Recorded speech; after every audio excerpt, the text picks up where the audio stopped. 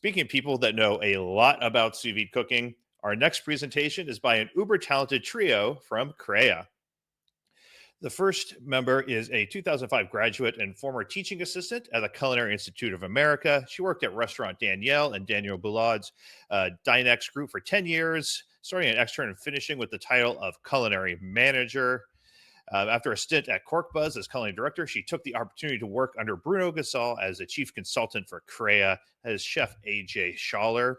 The next member will be has a food science background, started R&D in the packaged food industry while also spending time doing R&D and Q&A on beverage for a tech startup. At CREA, she provides food safety trainings, including HACCP, ServSafe, and specific trainings catered to the client's unique needs. That is Christine Shearer. And finally, we have a seasoned hospitality expert with over a decade of experience. His deeply personal approach to food and beverage comes from working in renowned contemporary restaurants, test kitchens, high volume and upscale casual establishments. That will be Chef Irvin van Oordt. So please help me welcome the team from CREA.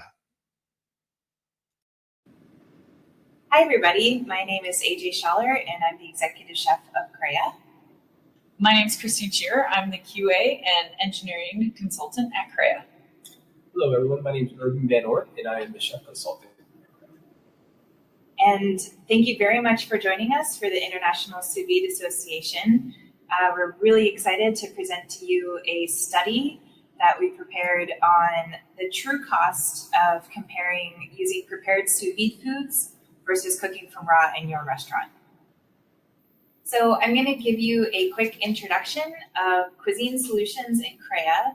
Cuisine Solutions is the world's leading manufacturer and distributor of sous vide foods.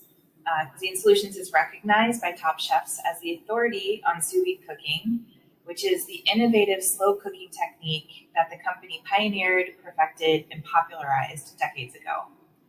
CREA is a division of Cuisine Solutions. We stand for the Culinary Research and Education Academy, and we are a global leader in culinary research. To date, we've trained more than 5,000 chefs around the world, and more than 80% of the world's 3-star Michelin chefs on how to cook sous vide. We also function as a consulting arm, and we do a lot of high-level research and development for what will be the future of sous vide. Dr. Bruno Gusseau founded CREA, and he also is the chief scientist at Cuisine Solutions. He's recognized in both the culinary and scientific world as the father of sous vide. I learned how to cook sous vide from Bruno, and so did everybody else that I know. And he's been really pioneering the technique since 1971. And in 2017, Bruno was recognized as one of the 100 greatest visionaries by the Einstein Legacy Project. And this project was honoring leaders in many different fields, 100 of them, to celebrate the anniversary of Einstein's theory of relativity. And Dr. Bruno was the only person that was nominated for this award that's in the food world. So we're going to talk a little bit first about what it is sous vide. Sous vide, the technical translation is that it's French for under vacuum.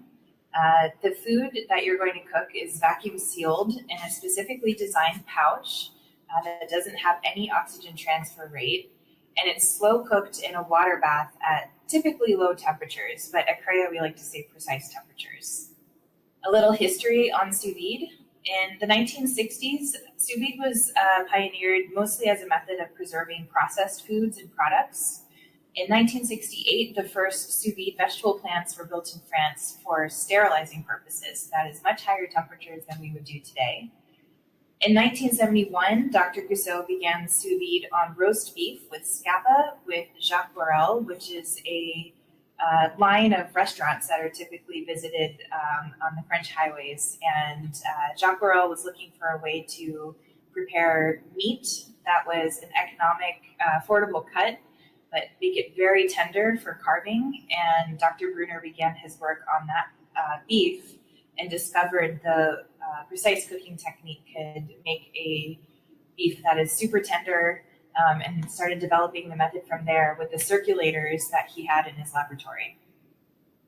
In 1974, there was a presentation of Dr. Gusseau's study at an association in Strasbourg on the preservation of meat, which gained a lot of recognition. And then in 1976, Dr. Gusseau started helping Georges Pralou, who is a chef and trainer that's really known in the delicatessen world. And they worked together to create a cooking training at Rhiannon. And Dr. Gusseau brought to the table all of the precise temperatures to Braules's techniques during that time. In 1983, Bruno and Joël Robuchon, Chef Joël Robuchon, created a menu based on sous vide cooking for the Nouvelle Première train, which was a express train that went from Paris to Strasbourg. And then in 1987, Dr. Gusseau created Etna, which was a school within the Society of Food and Hygiene. And then in 1991, Dr. Gusseau opened CREA and worked with Stanislas Vaugrain, who's the chairman of Cuisine Solutions, and Joël Robuchon to open the first cooking school in Paris. A little bit of benefits about sous vide. We all know that you can have really nice products. As far as the organoleptic quality is concerned, we have color that is regular and reproducible, especially if we're trying to achieve a red meat that still looks medium rare throughout. We have perfectly colored textures and the ideal combination of tenderness and succulence. With meat that has a little bit more collagen and connective tissue, we'll cook it longer at this lower temperature, so it's not exceeding the point where it could become dry and lose its water holding capacity, but also it will have time at that temperature to break down and become super juicy, have that break down into gelatin and the fat absorbed throughout the product. Sous vide amplifies taste because when you put a product in a sous vide pouch, you have nothing that's going to escape. Versus traditional cooking techniques where you lose a lot of the flavor by high temperatures and vapor that is coming off of the product while it's cooking. And also we have perfectly distributed flavors, again, because our seasoning has nowhere to go. And actually you can use a little bit less seasoning than you normally would with sous vide because it's just staying within the pouch and not coming off on any of your cooking apparatuses. Sous vide is a very safe technique. Specifically because bacteria can't contaminate the product again after cooking. When we pack raw product in a pouch, cook it in that pouch, and chill properly, there's no way for bacteria to get into the product because it's still in the same skin. This pouch also prevents oxidation, so anything that might start to turn colors with exposure to oxygen. And also we cook at temperatures where all vegetative forms of any pathogenic bacteria are destroyed. Sous vide is naturally nutritious because we don't add any additives or preservatives, and sous vide seals in the nutrients naturally found in high quality ingredients. And also it's perfect every time. So the precision of sous vide cooking method means your food is cooked perfectly every time. So now I'm going to pass this presentation off to my colleagues who have worked together very hard to create a chicken study. So take it away, Christine. Yeah, so this study is the first in a series of studies that we will be performing to get a little bit more understanding and update our knowledge around how the cost of using a pre-purchased sous vide product compares to preparing chicken or other proteins from raw in your own restaurant. The cost of pre-purchased sous vide products at the outset appears to be much higher than cooking from raw, but this is because it includes the cost of cooking, the spices that are going to be used, energy to produce to cook the product, labor, and other such things. In-house cooking from raw, when you purchase that raw ingredient, still needs to have all those other aspects added into it so that the true cost is actually higher than that raw ingredient cost. So that is the idea behind doing this study and then the future studies that we have planned to further expand on this. So we had several questions for designing this particular study. The first one was, what is the yield of chicken breast across each step of preparation? And we were doing several cooking methods First one was banquet, then a la minute, in-house sous vide, and then actually preparing commercially prepared sous vide products as they would be consumed. And then the final question is, what is the finished product cost? And as a side note, all of the products were cooked to US regulatory temperatures, which is 165 Fahrenheit, 74 Celsius. So for the materials that we used, we sourced in 4 Cuisine Solutions products. There was a 5-ounce grilled chicken breast, which was boneless and skinless, a 9-ounce seared chicken breast, which was also boneless, but it had its skin. Random sliced grilled chicken breast, boneless and skinless. This is quite often used for sandwiches or salads, things along those. And then a random grilled chicken breast, which was boneless and skinless.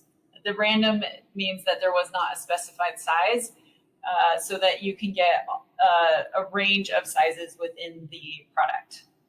The raw chicken that we sourced was a 6-ounce chicken breast that was boneless and skinless, a 10-ounce chicken breast, which was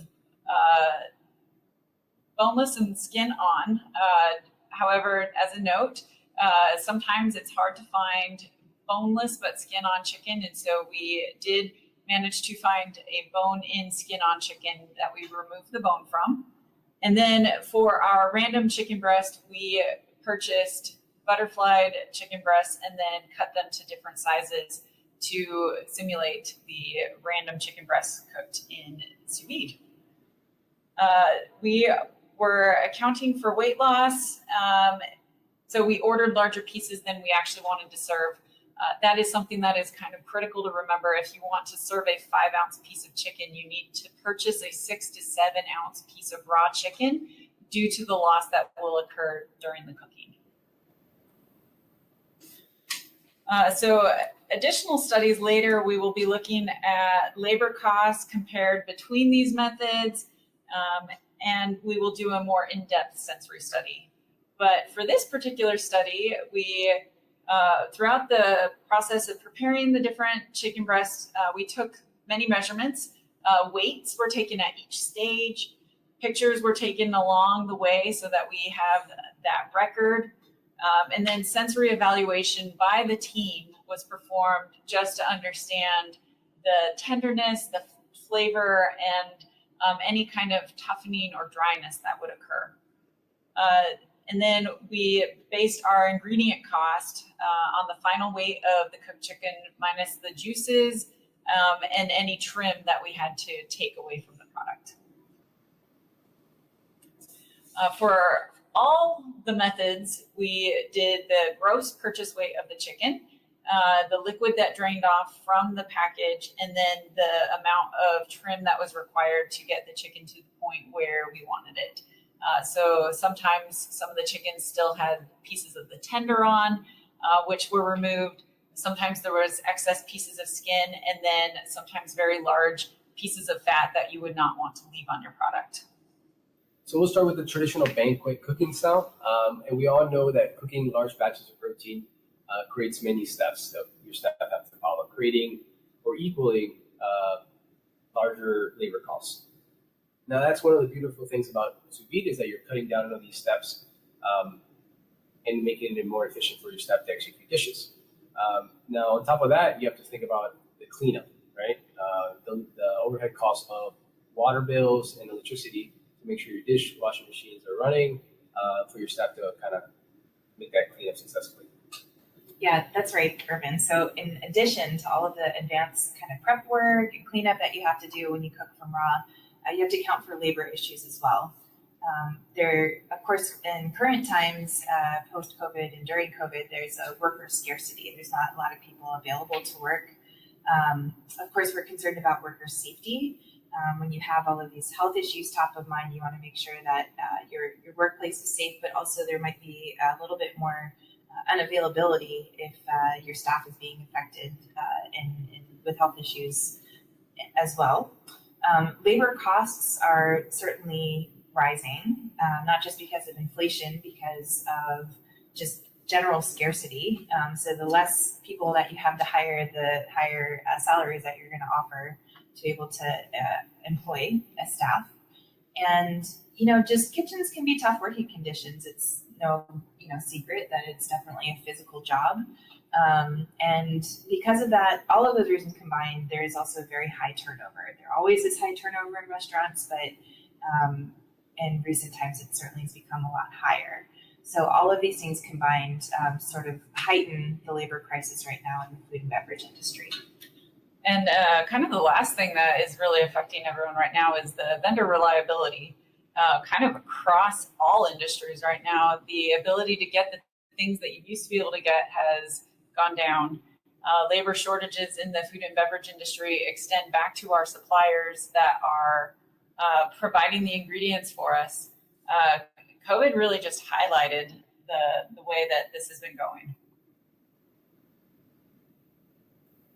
All right, so talking about cooking and seasoning for large batch proteins. Now, it's almost impossible to say that I'm going to season 20 pounds, 40 pounds, 100 pounds of chicken all the same way perfectly. That's impossible. You have some seasoning, whether it's a simple salt and pepper mixture or a special spice blend. Some of it's going to get lost between the searing, the grilling, the hot holding, etc. So you have to think about those things. And what sous vide does is you're getting a perfect product every time. I think AJ talked about that earlier.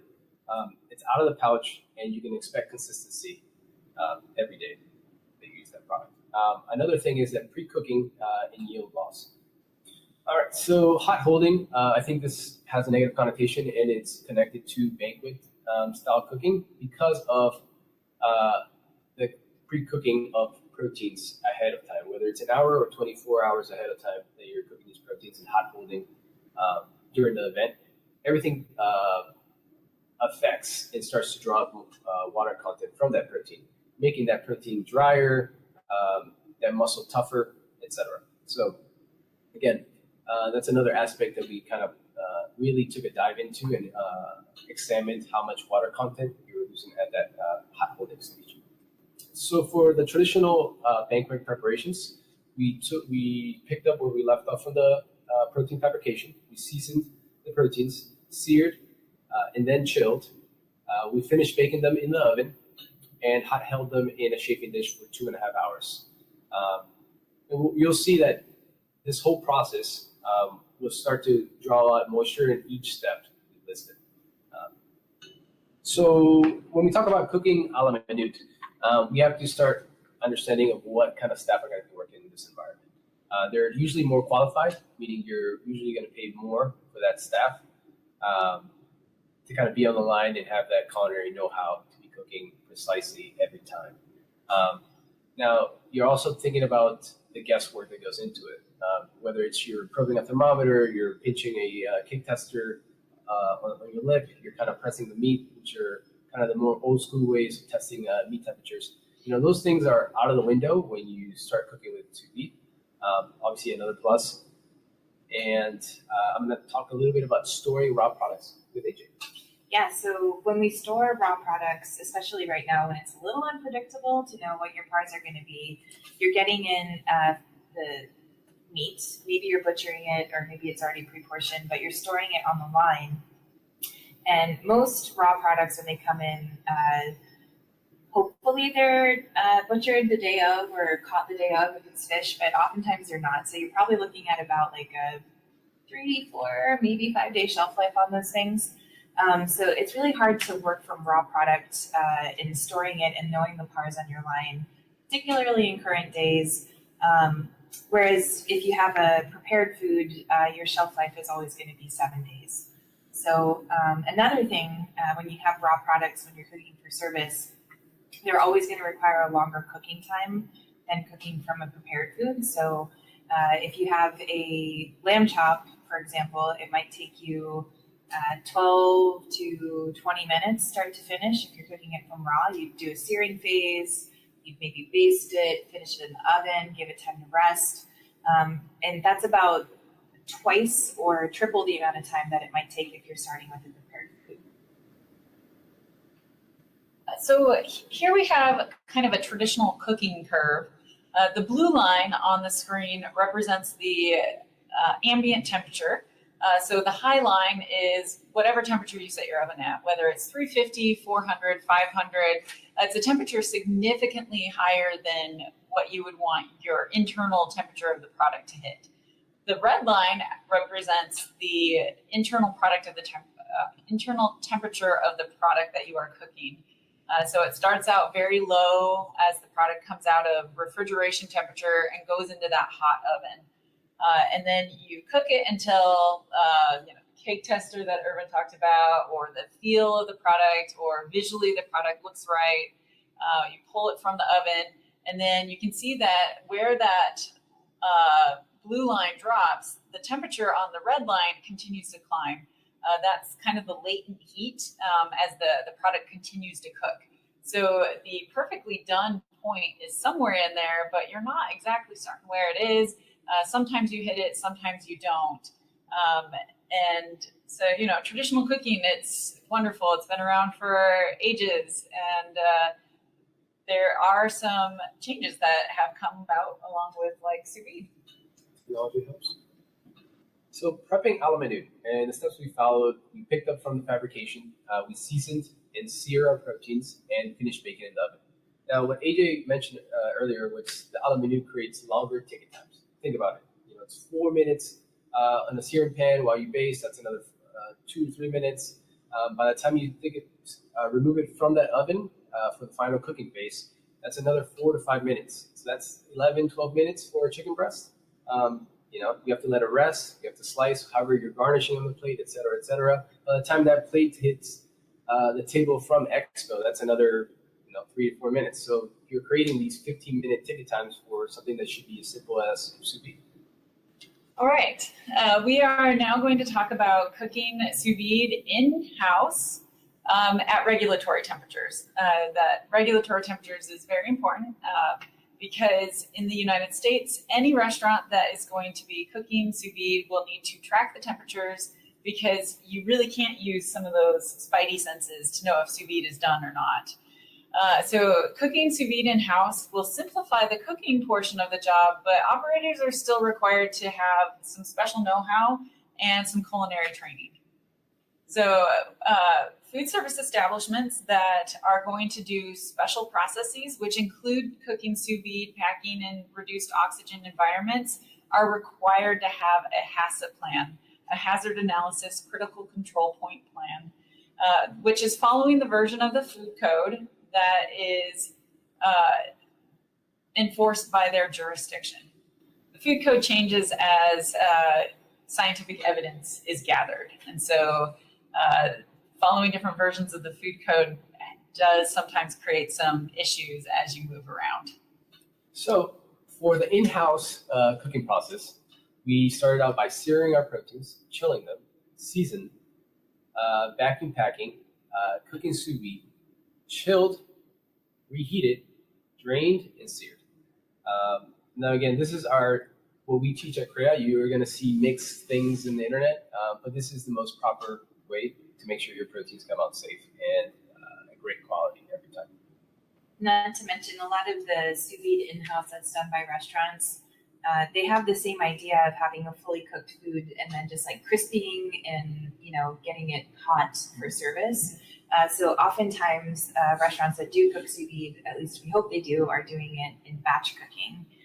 And batch cooking also, it's interesting to know that the chilling process in batch cooking also helps to fix the flavor because it gives time for the food to reabsorb the juices and the fat and any of the purge that might have come out during the cooking process. So that's a benefit for sous vide that's done from a company like Cuisine Solutions, but also if it's done in a restaurant. And I do want to make one statement that we don't have on our slide, is that when you do cook sous vide in your restaurant, part of your HACCP plan is that you do need to have every bag labeled for every single batch that you do, and then monitor those temperatures and keep those logs. So even though we didn't list it on the slide of things that you need to do, that is definitely a part of cooking sous vide in your restaurant. So for the last part of the study, we compared using a manufactured sous vide product, of course from Cuisine Solutions, against all of the other methods that we tested. A few things that we wanted to highlight being a benefit by using manufactured sous vide products is the speed of service. Typically, if you're using prepared items, it will not take as long to cook from raw to fully cooked. And even items that you would have traditionally like a long time braise on, something like a 72-hour short rib, for example, you don't need a whole 72 hours. You just need to make sure that you have a plan for service to pick it up and serve it to the customer. It requires a little bit of advanced testing. Because you're not cooking from raw, you would want to make sure that you have your oven settings and any of the instructions that you're giving to your staff to build the food all the same. It's a little bit more easy to program in that sense because it's coming in perfectly portioned. You're going to have the same size every time, not leaving anything to chance. But any of those products that come in prepared, the time that it takes to pick up is at least half the amount of time, and sometimes up to 90% less time, especially for those items that are traditionally long time cooking. We also have the advantage of having zero waste if you look at it in the sense of you are only pulling or putting on your station what you think you need for service. But because the products are coming in a hermetically sealed pouch, you can leave them in those pouches and you actually have a 7-day shelf life versus raw food, which we talked about earlier, which is much shorter. We also have a little less waste, or most of the time zero waste, because you're using everything that's inside of the pouch. You can use the protein itself, any of the purge that comes off can be used in sauces, and you're less likely to, over order or under prepare when you have those items ready to serve. You don't have to worry about the prep either. Also for cuisine products, you have the advantage of customizability. So all of the chicken that we looked at and any of the main items that we have in our catalog are really simply seasoned with salt and pepper. I think the exception was the 9-ounce chicken breast, which has a little bit of thyme in it, and who doesn't love thyme? It's super tasty. So because it's very simply seasoned, it gives the chefs or the cooks the creative freedom. You can do any kind of additional seasoning, serve it with unique garnishes, sauces. They could be evergreen items, so maybe you want to do a different garnish in the summer, the spring, the winter, the fall, but you have the ease of mind knowing that the center of the plate item is going to be consistent and the same each time. And also for hot holding, one thing that's very helpful to know, a manufactured hermetically sealed product, even if it's sous vide, when it comes in, you actually only have to reheat it to 135 degrees Fahrenheit for hot holding. This is according to the food code, versus if you were to make a food yourself in your kitchen, whether it's traditional cooking or sous vide, you actually have to heat the food to 165 Fahrenheit to hot hold, which is, as we all know, like basically overcooked. You're cooking it all over again. The 135 Fahrenheit is also nice because if you have something that is like a nice tender roast beef and you want to keep that medium rare color, that's what it is. So you're not destroying the product for reheating. Some of the applications we use for our Cuisine solution products were just simply opening the pouch, straining, assembling a sandwich or a salad, or reheating them in the pouch, or removing them from the pouch and into a rapid cook oven and finalizing the process there. All right, so one of the biggest things we have to talk about with large cooking events is the raw product yield. And you'll see here, it's before you even start cooking, there's a ton of liquid that you're charged for that you can't really utilize. It's not like a jus where you can just kind of add this into a stock or a soup. It's kind of just goes right into the waste bin. And that's one of the things people account for when we're doing our food costs.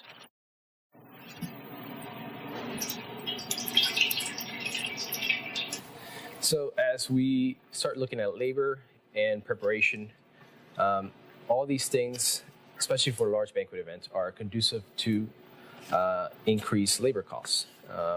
Everything from getting in the raw product, to butchering it, to fabricating the right portion, to seasoning, storing, etc., until that event happens. All is adding to the labor costs. So earlier we talked about prefabrication yields, which was all the water in the bag that didn't make any sense, but we're paying for and we're adding on to the bottom line of our food costs. for this end product.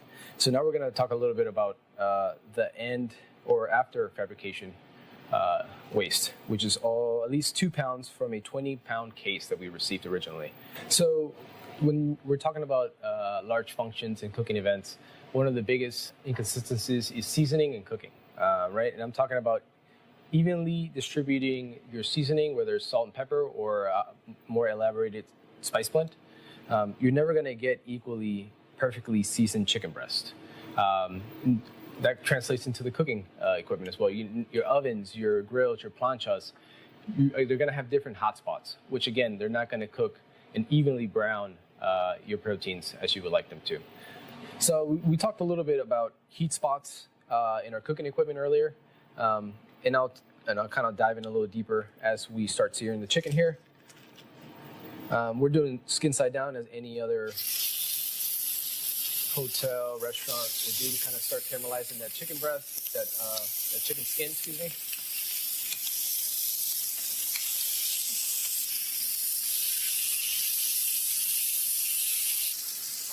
Earlier we talked about heat spots and how that affects the caramelization throughout your protein. As you can tell here, it doesn't matter what equipment you're using, whether it's the newest Cornell cooktop or Viking accessory, you're always going to have those heat spots, and they're going to cook irregularly your protein. And one of the things you could kind of try to see here is you have the top side of your proteins really beautifully caramelized, and this side is kind of just bland and not very colorful. And then you also have to talk about your labor, your staffing, not being having the culinary know-how to kind of properly cook chicken. You have to temp the chicken. All these things take a little bit of know-how and culinary background. So one of the negative connotations behind cooking for large batch events or catering or banquets are always going to be that proteins get cooked ahead of time. You're never going to have that start to finish freshness that you usually get with a la minute cooking. And I'll just kind of pull a couple breasts. These were just pulled from the plancha to rest for a couple minutes. But you'll just see the amount of water that automatically starts kind of leaching out. Now, right there, we're starting to lose water moisture or moisture content from the proteins. And they'll continue to do that as it cooks, obviously, but even more so once we move on to the shaping dishes and kind of test that very well for the banquet section of the study. Real quick, we're also going to be discussing probing and how important it is for us to do this while we do large batch cooking. We usually want to tend to pick the thickest or largest piece of protein as our medium.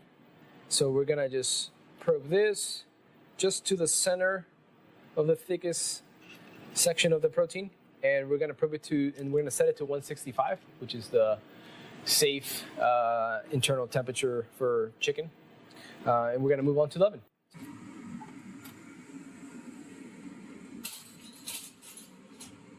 All right, so we have removed our chicken out of the oven, and we're just gonna remove the thermometer because we've assured that it's to safe temperatures. And we're going to put it in our hot box.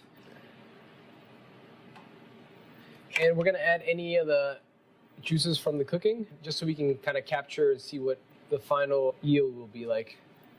We're holding the chicken in here for roughly 2 hours to kind of mimic what you would see at a banquet event. All right, so it's been 2.5 hours now with our chicken placed in this hot box holding.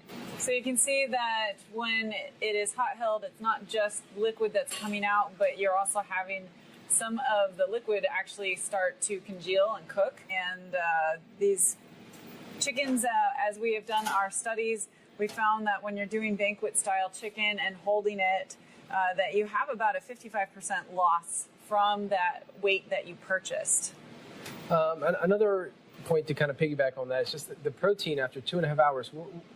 All the negative connotations associated with banquet and large batch cooking is dry proteins. I mean, you can just tell it's just dry, tough protein. So another reason to consider sous vide products. All right, so we're gonna finish up here with the other segment of the study, which was a la minute. So we're gonna throw some oil in here. It's gonna take 2 to 3, what you would mimic in a regular restaurant. So we're going to start turning our chicken breast here. And we're going to start basting a little bit with butter, garlic, and thyme. But I wanted to point out that, thinking about a la minute cooking, traditional cooking, you would start pan searing, basting, and then transfer into an oven. All that takes time. And what sous vide does is really creates and shortens ticket times, if you think about it, right? You have a pre-cooked product, you're only flash frying or pan searing to kind of finish and give it that nice caramelized manjaro effect. All right, I'm gonna go ahead and start adding butter. And one more nug of butter. Some thyme here.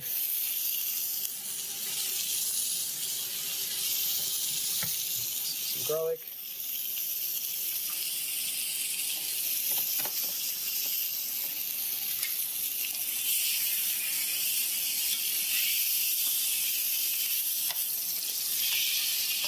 So we're just going to take the chicken and finish it in the oven.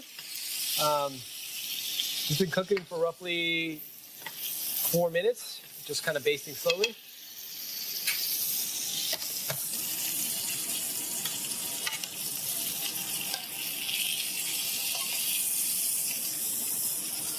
All right. So we're just going to finish this in the oven. 350, another 4 minutes.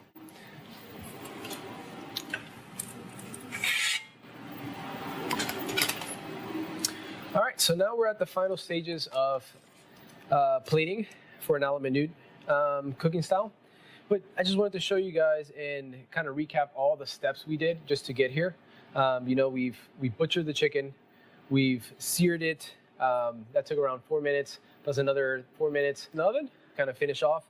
But by then, we're also starting to lose the texture of the crispy skin here, which we worked so hard to get while we were basting. So that's another factor that I'm not a fan of, and I wanted to kind of talk about because it's very important. Sous vide cuts down the steps. For doing sous vide cooking, we are very precise in the amount of seasoning that we add. So what we're going to do is we're going to weigh our chicken breasts in grams, and then we are going to measure 1% of salt and 0.1% of pepper to add to our chicken that has already been seared. We like to sear our chicken before we add the seasoning when we do sous vide so that we get the correct amount of seasoning into the bag. So then now that we have our nice salt and pepper blend, I am going to season the chicken. And we want all of the seasoning that we weighed out added. So I'm going to kind of wipe up the salt and pepper that escaped from me. So it's seasoned nicely on both sides. And then I'm going to place it in my sous vide bag. The other thing that we want to do with our chicken is before we pack it into the multi-vac, we need to check the temperature of the product to make sure that it is 6 degrees Celsius or below. Now that we have our chicken in the sous vide pouches and the temperatures are all below 6 degrees Celsius, we are going to pack them in the multi-vac machine. So we're going to start the probing phase, but before we do that, we have to figure out where to insert the probe into, and we really want to try to make sure we insert that probe at the thickest point of the protein.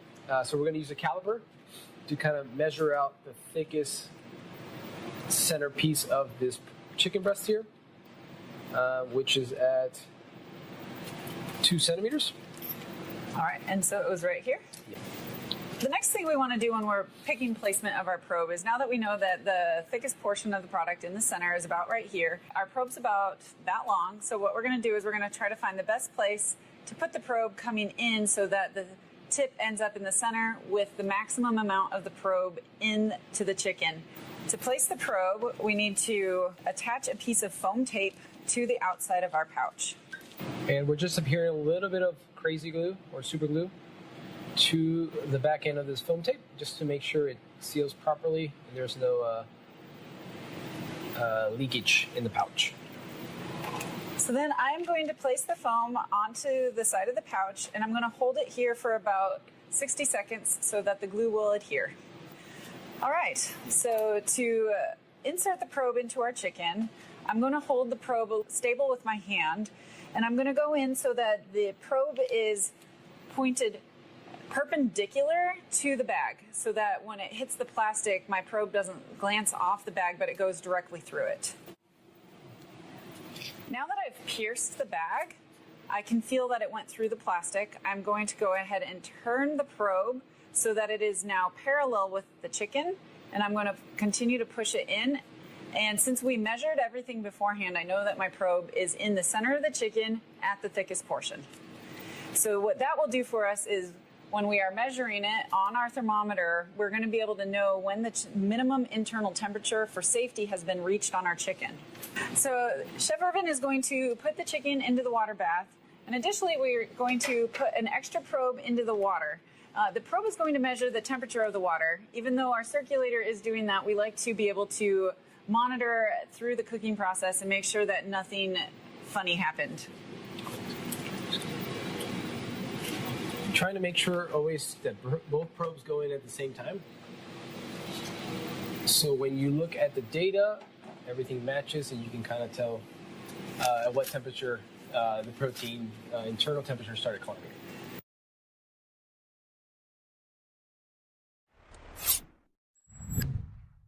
This is our 5-ounce chicken breast, which we have turned into fried chicken. Double fried chicken, a little bit of slaw and pickles. Super simple. And for this preparation, we've just lit in a couple of charcoals in a makeshift yakitori, and we've marinated our chicken in a little bit of maple syrup and soy sauce. So this is our 10-ounce chicken breast, roasted mushrooms, mixed with our mushroom jus, which we make here in Cuisine Solutions, Irvin yogurt, and a nice little dollop of caviar.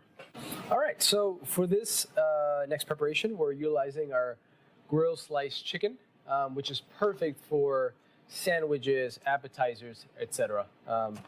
So we've done here, we've taken a baguette, we've done a little bit of Dijonnaise, the grilled sliced chicken at the bottom, some sliced provolone, and we're gonna quickly grill it in or panini press it in our oven, and we're gonna finish it with avocado and lettuce. Another great point to make about sous vide products is that you're able to use them right out of the pouch. You don't have to reheat them to a certain temperature. They're safe to eat, which makes them super convenient for fast casual concepts all around.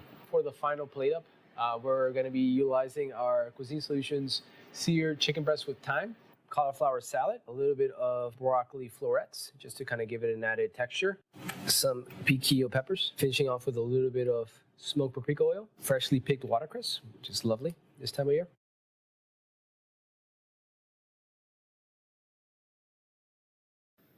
All right, for this next slide of data, we are looking at the weight loss of our 10-ounce chicken breast.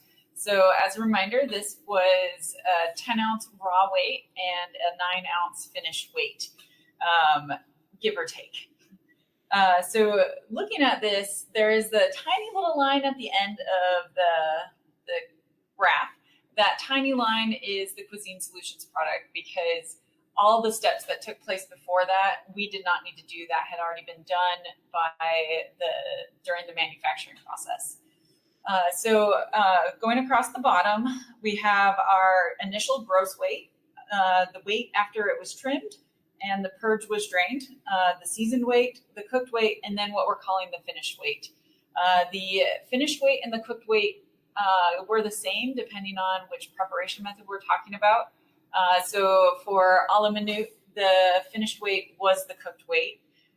For banquet, the finished weight was after the holding time, and that cooked weight was right as it came out of the oven. So as we're looking at these lines, that short line, the Cuisine Solution sous vide product, that actually had the lowest amount of weight loss and actually was overall the highest weight product. Meaning that when we started at, around 10 ounces, we lost more than an ounce of product, because those Cuisine Solutions are very steady at that 9 ounces. The second product was some temperatures that we did for sous vide that were European Union regulatory temperatures. So ones that we cannot necessarily cook here in the United States in our restaurants, but that had the next best weight. The next one was cooking a la minute. So again, if you have some highly trained chefs that can perfectly finish that product for you every time. The next one was the sous vide cooked to regulatory temperatures. And then of course, the product that lost the most weight over the cooking method was cooking to banquet. All right, continuing on talking about our 10-ounce skin-on chicken breast, which became our 9-ounce skin-on edible portion. We're going to look at a chart here, and along the bottom, we're going to be looking at price per pound for the raw product on the left, and then each step in our preparation. So we have our price per pound for trimming, our price per pound for the chicken once it's been seared, price per pound for the chicken when it's been cooked, and then our price per pound for the edible product, that finished weight that we were talking about on the last slide. The beginning cost for the chicken that we used in this study was $4.73 per pound.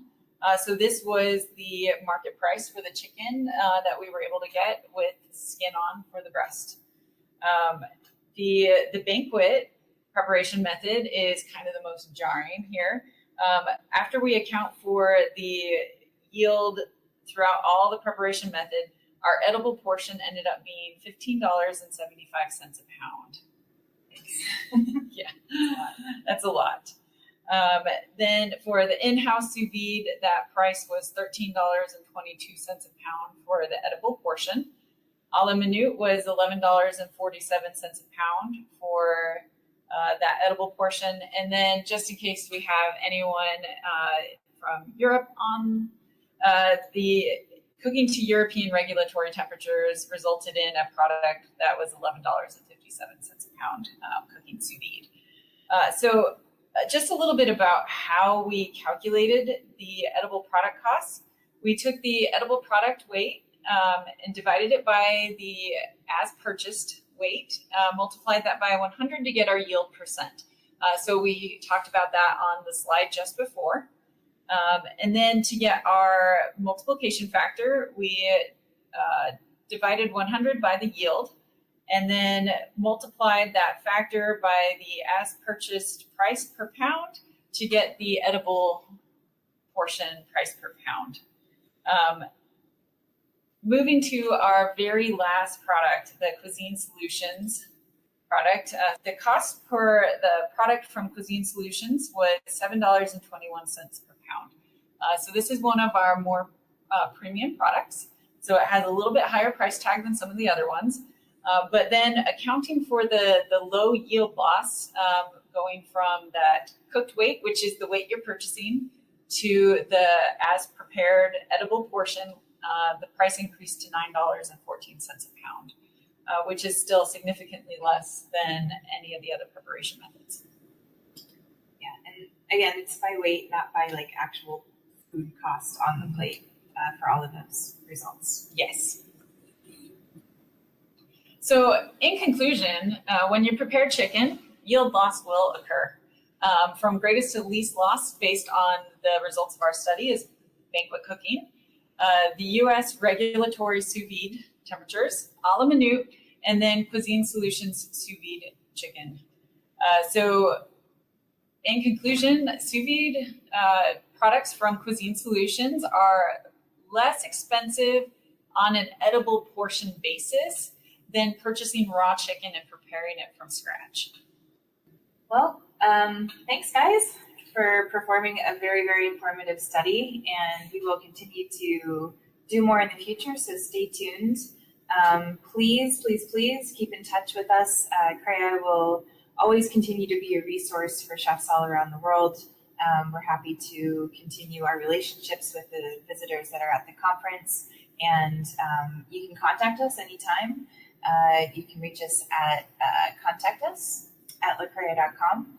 Of course, follow Cuisine Solutions and CREA on social if you like. The tags are on the right side of the screen there. And any last words? Happy cooking. Happy cooking. Yeah. Happy cooking. Thank you very much. Really great to present for you all, and we'll see you soon.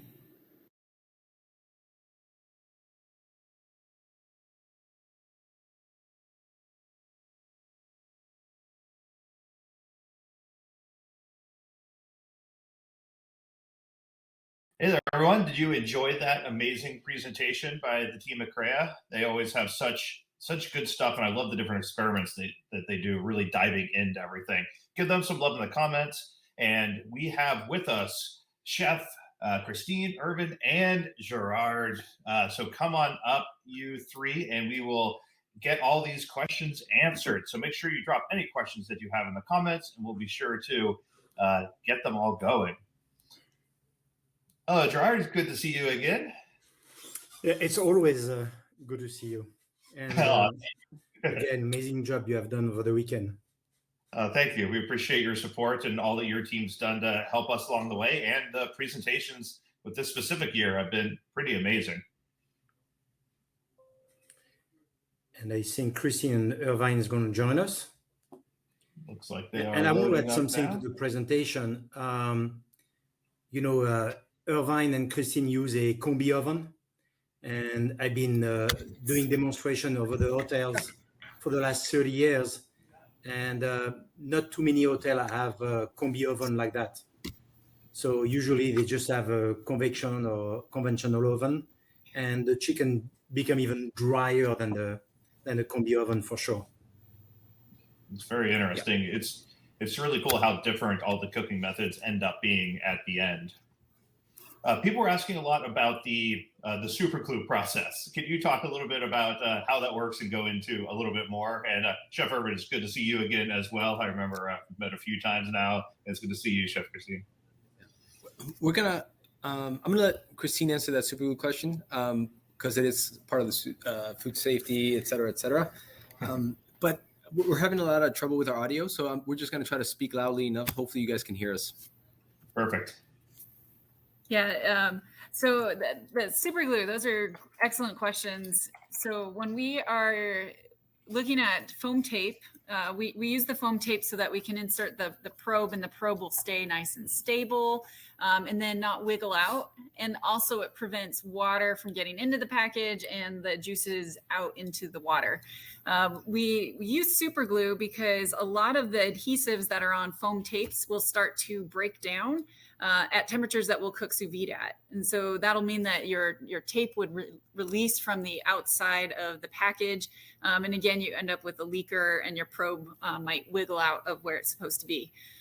So when we apply the super glue to the foam tape, we'll put the foam tape on, and we will hold it on the outside of the package for about 60 seconds, which gives it time to dry. So it's thoroughly dry by the time we puncture the needle into the bag. So there really isn't any transfer of super glue into the product.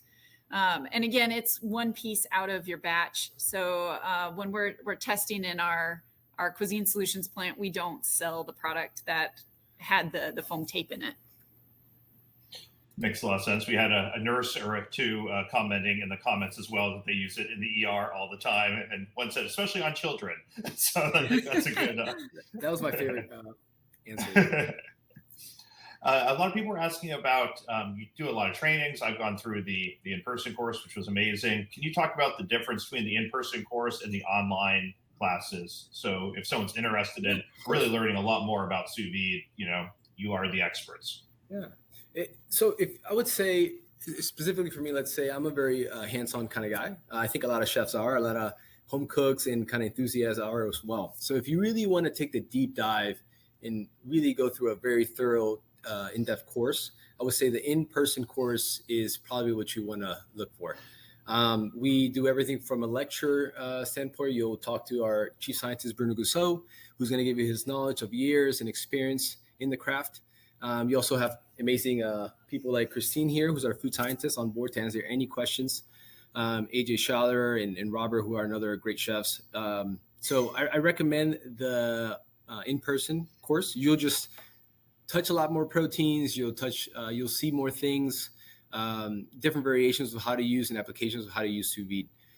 The online course is it's great and thorough, but I would say it's a little bit more touch and go. So if you have any more questions, nobody's there to answer them, right? You might have to send an email, have to wait for the follow-up. So I definitely recommend the in-person course. Definitely worth the money, more bang for your buck, if you will. To me, it was, learning about some of the techniques. Like I understand if you brine fish, it firms it up a little bit. I understand like the high-low cooking that you get a little more firmness on the, around it. So like theoretically, I understood a lot of that, but it wasn't until taking the class and being like, here are 12 different portions of salmon cooked in 12 different ways, side by side by side, being like, oh, like these are very close to each other, but you could really tell the differences. And that it really crystallized kind of the theory into actual practice for me, which is really cool. Correct. I could ask one thing. For people who are just starting sous vide, our class could, I don't want to say be a waste of money. I will start with our online cooking first and get familiar, make your mistake, learn from people like your association, play with it. And after 6 months, a year, when you really feel like you're completely an enthusiast about sous vide, then you can invest on a 3 days. Because if you come and you don't know nothing about sous vide, you'll waste your money because it's very intense. As you can remember, you need your foundation, you need your basic before coming to our class. So, the class is inexpensive online. Start with that, then upgrade to a live one. Yeah, I feel like the knowledge. Go ahead.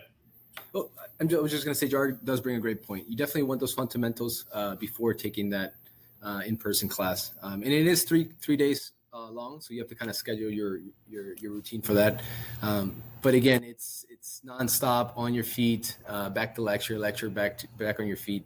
I think Bruno definitely keeps our attendees always on their toes, so always fun for that. Yeah, I was glad that I had a good basis of sous vide knowledge, and then it really filled in a lot of those gaps that I had in my knowledge, or things that I thought were true, but I wasn't quite sure why were true, and then really get the science and the information behind it, which was really helpful for me. Wilfred says, can you see a difference between cooking with a rational oven sous vide function and a traditional pouches circulator? Yeah, I can help with this one. So it depends on the product you're cooking. So Rationale, any kind of steam oven that you're going to cook with, is an absolutely fantastic way to do sous vide cooking, especially for your longer cooking, larger products. Whereas something that might need a little bit tighter control, such as chicken breast, which you can overcook it by a degree and it tastes overcooked, that you would want to look at using more of a traditional circulator because you have tighter control on the temperature. Chef Gerard probably has a better handle on exactly what the drift is, but in pretty much any steam oven, when you have your set point, there's going to be a drift of 1 to 2 degrees. Is that correct, Gerard? For me, over the years, I learned this. Every short cooking, salmon, whatever you're going to have it, it's always better in immersion circulators.